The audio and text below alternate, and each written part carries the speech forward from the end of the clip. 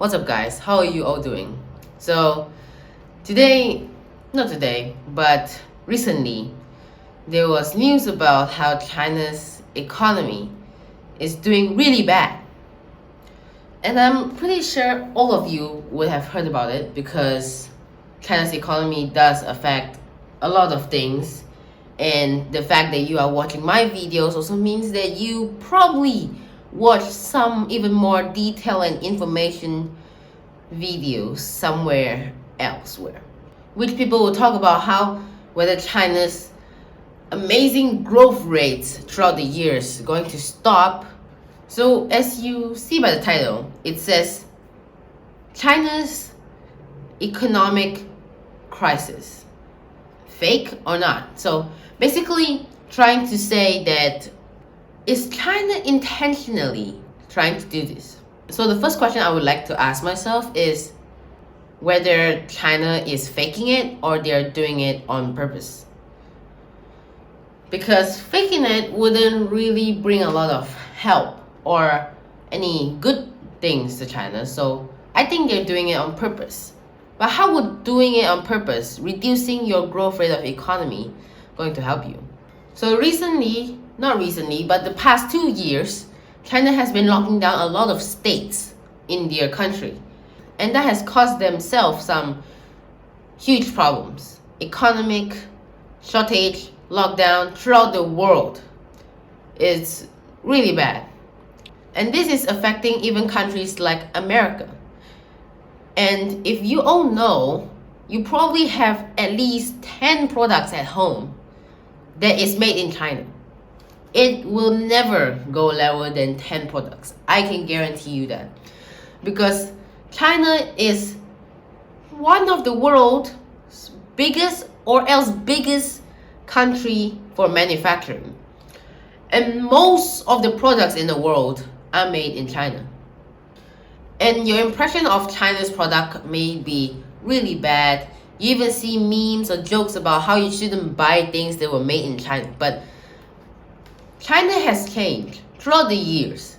China used to be making those products, which they still do, because there's always a low range to high range product that people will buy.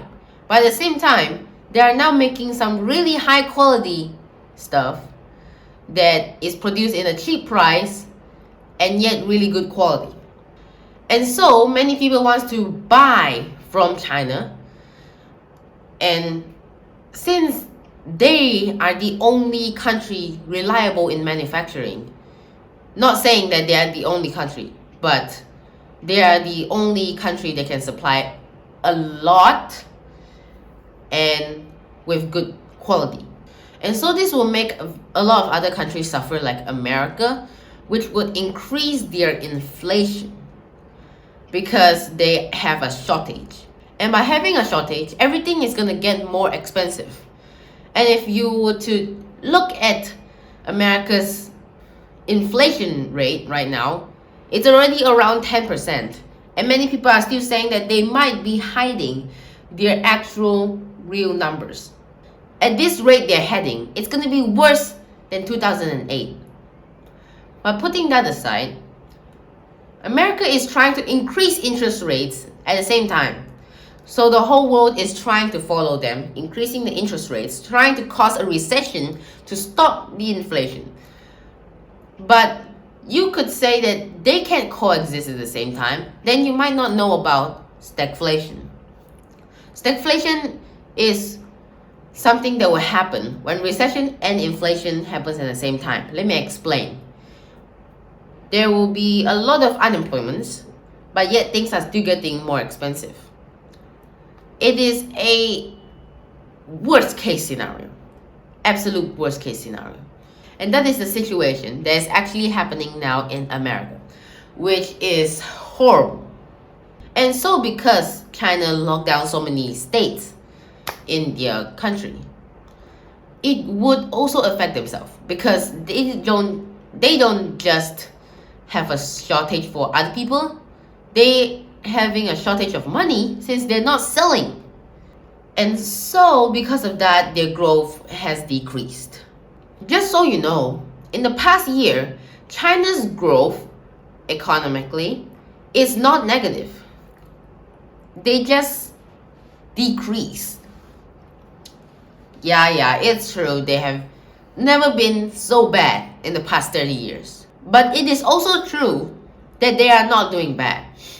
Okay, let's talk about how America increased interest rates and China decreased the interest rates. What is China trying to do? Increase inflation?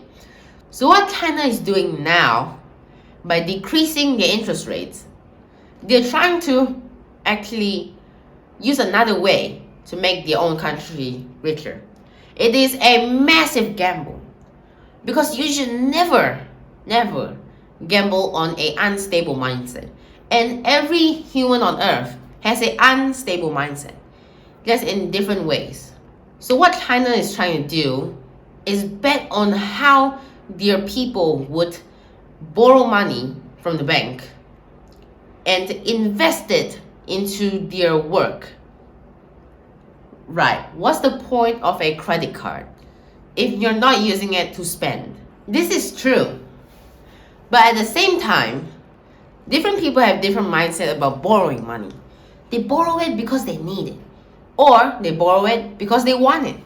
People that want it, which is kind of a lot of people, they want to spend, they want to use this loan to pay off this loan and get some extra cash from this loan to go on vacation. But there are also people that borrow from here, invest in their own things, and make their own money increase. And by having an increased amount of money, they can use this money, pay back the loan, and yet still have positive results coming out of their business. And that is exactly what China is betting on.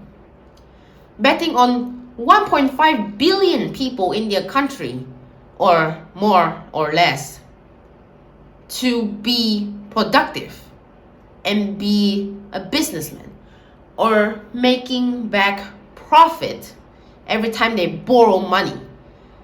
And this way, it will make China super strong and super rich. But can they really pull this off? It's a huge bet, right? Let's say you see a bottle of Coke in front of you and plain water. Look, you now really love to drink Coke. Will everybody out of 1.5 billion people have the willpower to go and drink the plain water? Would they do that? Because of the little benefits? It's not little benefits when they are rich. But this talks a lot about mindset. It's really hard to pull this off, and it's a huge betting, which China is trying to tremendously increase their economy to greater heights. Well, this might be the end of China. Not entirely, but like their whole tremendous growth throughout the years. Or this could also be where China took a shortcut to be the world's strongest country. Comment down below what you think. That will be the end of my conclusions. Bye.